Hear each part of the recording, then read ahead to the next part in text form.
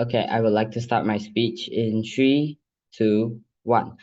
In a world where vegetarian is highly preferable by most people, we as opposition believe that we should not pull these type of habits into school. So there are three things I would like to do today. Number one, talking about rebuttals, of course. Second, why their case does not stand, the main issue. And thirdly, arguments. So, firstly, to start off with my rebuttals, the first speaker pointed out that they are allowed to bring food from home, and as my first speaker had said, not all parents can have time to prepare food for their children. So, the second thing that they pointed out as part of their policy is finding the schools that do not follow these vegetarian habits. So, I have a question for the government side. Why is this necessary to find schools that do not follow these vegetarian habits? So, next, moving on is that uh, foods served by schools last time are usually more to processed foods, which lead to unhealthy diet, such as example brought up by the first speaker, is that high in sodium and fat.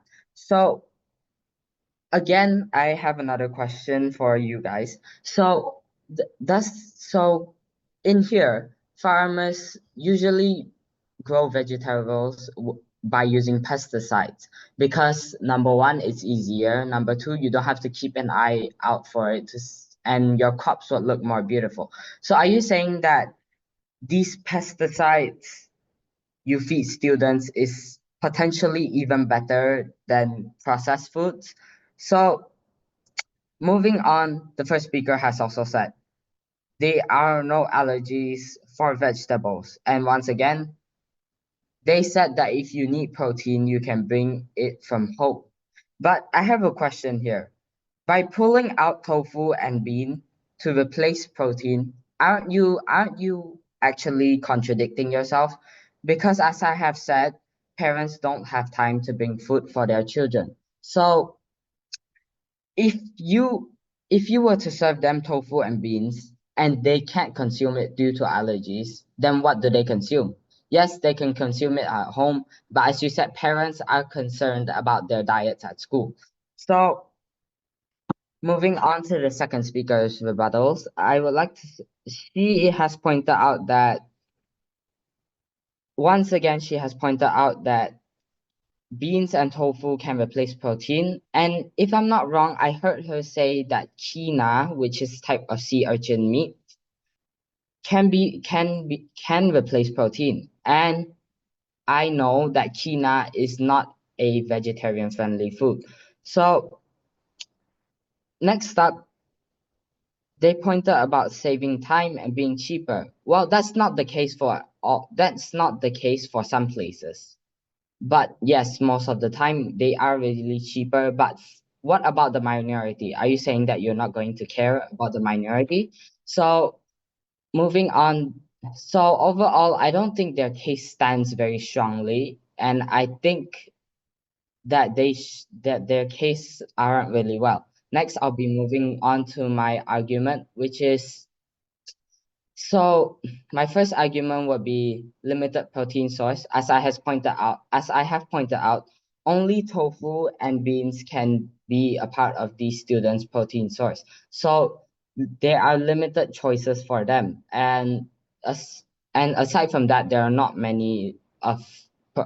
not as much protein source. So next, I would like to move on to my second argument, which is the impacts on the people supplying the schools with these foods. So, like this, schools last time used to serve meat, and they could have come from certain producers, such as a certain company or local farmers. So, they had a school contract. So, by moving it into a vegetarian course, this completely cancels out this contract where they provide the schools with these food. This means, are you trying to throw them out of business? Hopefully not. So next, to my fourth argument, it would be nutritional concerns. A vegetarian diet may lack certain nutrients found in meat. Like again, I once again like to point out protein. So aside from protein, iron could be one of the potential problems. They are plants and vegetables do provide iron, but not as much and not as fast as meat does.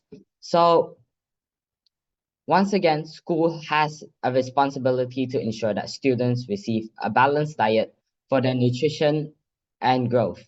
So next I'd like to move on to my fifth argument.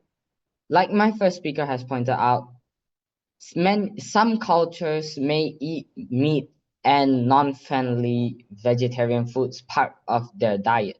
So by forcing them to eat vegetarian meals at schools, are you disrespecting their culture? Even so, you might say that you allow them to bring food from home, but once again, not all parents have time to bring food for their children. So next, so for my last argument, I would like to bring out the most important point here to me, freedom of choice.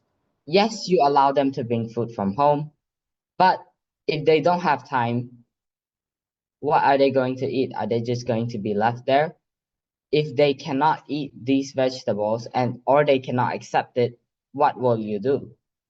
So with that, I believe this is an important concern for the government side, and I hope they can clarify it in their next speaker. So with that, I would like to end my speech. Thank you.